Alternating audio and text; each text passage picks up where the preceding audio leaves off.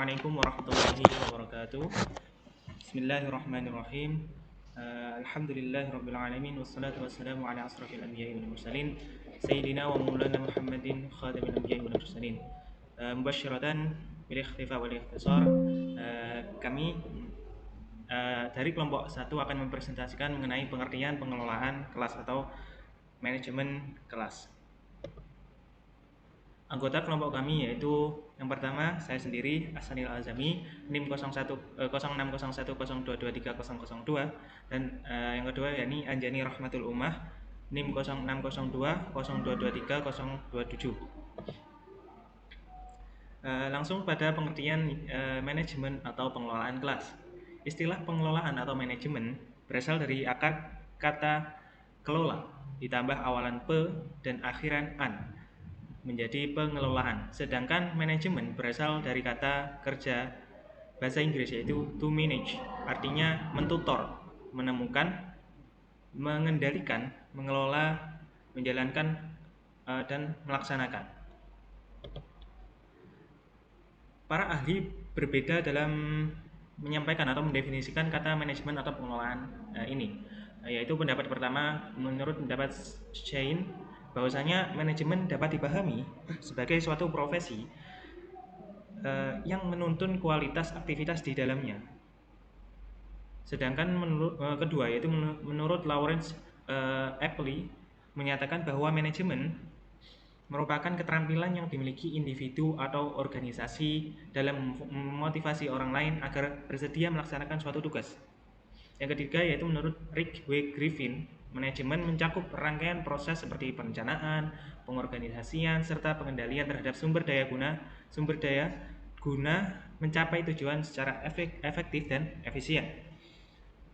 Dari ketiga definisi di atas dapat kita simpulkan bahwasanya terdapat perbedaan yang menekankan pada sebuah keahlian dan profesionalitas, sedangkan pendapat yang lain lebih menekankan terhadap perencanaan pengorganisasian guna mencapai sumber daya yang efektif dan efisien.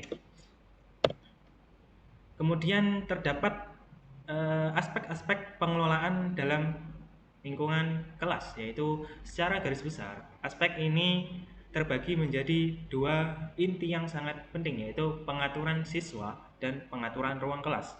Pengaturan siswa ini mencakup bagaimana seorang guru dapat mengatur siswa atau mengkoordinasi siswa dalam kelas agar terciptanya pembelajaran yang kondusif dan efektif. Yang kedua yaitu pengaturan ruang kelas. Pengaturan ruang kelas yaitu bagaimana seorang guru atau fasilitator memberikan ruang yang nyaman, ruang belajar yang nyaman seperti fasilitas yang mendukung seperti terdapatnya AC, terdapatnya kebersihan, keindahan kelas. Bagaimana guru atau bertugas sebagai fasilitator serta menjaga fasilitas tersebut. Kemudian mengenai fungsi dan pengelolaan akan dijelaskan oleh rekan saya, ini Anjani Rahmatul Ummah. Artinya dipersilahkan. Selanjutnya saya akan memaparkan tentang fungsi pengelolaan kelas. Yang pertama, manajemen proyek. Manajemen proyek mencakup kegiatan seperti perencanaan, pemantauan, serta pengendalian dalam proses desain dan pengembangan.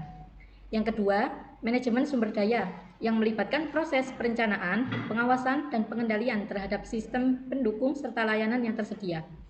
Yang ketiga, manajemen sistem distribusi yang berfokus pada perencanaan, pemantauan, dan pengendalian bagaimana bahan pembelajaran disampaikan kepada peserta didik.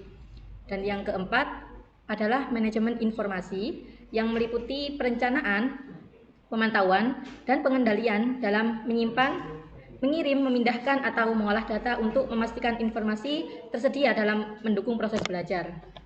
Dan yang terakhir adalah tujuan pengelolaan kelas. Tujuan utama dari manajemen kelas adalah membangun lingkungan sosial yang harmonis, menyediakan sarana dan prasarana pembelajaran yang memadai, serta mendukung pertumbuhan intelektual, emosional, dan pembentukan sikap positif dalam diri siswa. Selain itu, pengelolaan kelas juga berperan dalam menanamkan nilai-nilai kedisiplinan, menumbuhkan rasa tanggung jawab, serta memastikan kepatuhan siswa terhadap aturan dan tata tertib yang berlaku. Cukup sekian pemaparan materi dari kelompok 1. Akhiran, wassalamualaikum warahmatullahi wabarakatuh.